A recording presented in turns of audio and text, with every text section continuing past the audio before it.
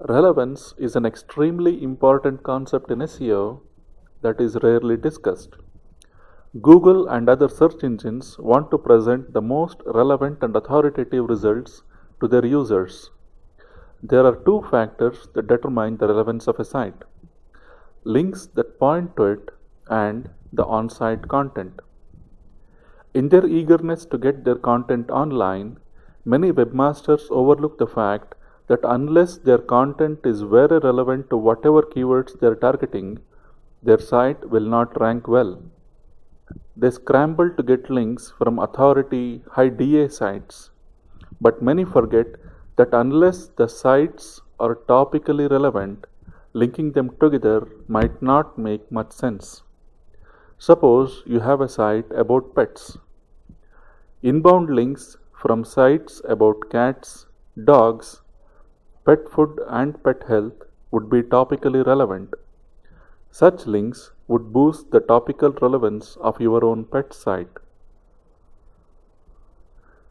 Similarly, outbound links from your pet site to sites on pet insurance, dog training, pet adoption, and pet shelters would be topically relevant and would boost the topical authority of your site. Both inbound and outbound links count for topical relevance. On the other hand, links from or to your pet site from sites on gold IRAs, home mortgages, portable generators, and weight loss would be topically irrelevant. Links like these may actually hurt your search engine rankings. While links do play a role in determining the topical relevance of your site, what is usually not discussed a lot is the relevance of your on site content. Google looks at two things among hundreds of other factors when it ranks a site for a keyword: the relevance of the site as a whole to the keyword and the relevance of the individual page to the keyword. For instance, if you want your site to rank for the phrase best golf balls, in addition to links from authority sites about golf balls, you need to ensure the central theme of your site is topically very relevant to the phrase golf balls and the individual page you want to rank is very relevant to best golf balls.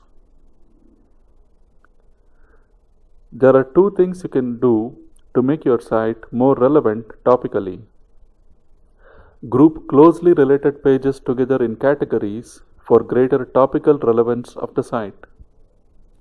And use LSI keyword phrases to make your pages very relevant for greater page relevance.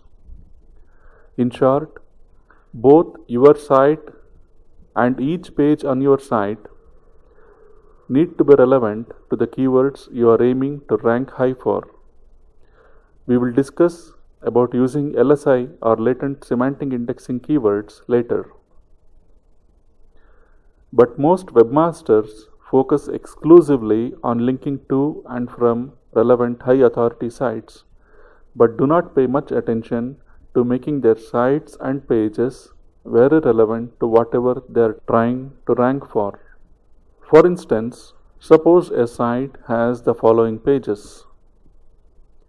Can you tell what is the central theme of the website from the list of pages it has? Neither can Google. As a result, none of the pages on the site will rank high because Google will not know what the site is about. It has no relevance to any topic. There are a surprisingly large number of sites on the internet that are set up this way. And sadly, although many of them have good content, no one ever sees them because they do not rank for any searches. Your individual pages on best golf balls or how to set up a gold IRA may be very good, but they will not rank high because the site is not about gold IRA or golf balls. For this kind of a site to rank high, you will need possibly tens of thousands of pages on your site, and a very high domain authority, and both of these are well beyond the average webmaster. On the other hand, take a look at the list of pages on this site. Just by looking at this list of phrases, you can immediately say the site is mainly about golf. Further, the site has 3 silos or categories: golf balls, golf clubs, and golf bags. Since the site is divided into 3 distinct silos, the site is relevant to all 3: golf balls, golf clubs, and golf bags. Now, let's suppose Google has to pick a page to rank for the search best golf balls from the 2 sites we have just seen, Site B and Site A. Both the sites have a page about best golf balls. But Google will most likely pick the page from Site B. The central theme of Site B is about golf, and so Site B is topically more relevant to the search best golf balls than Site A. But that's not all. Site B is also very relevant to golf clubs and golf bags as well.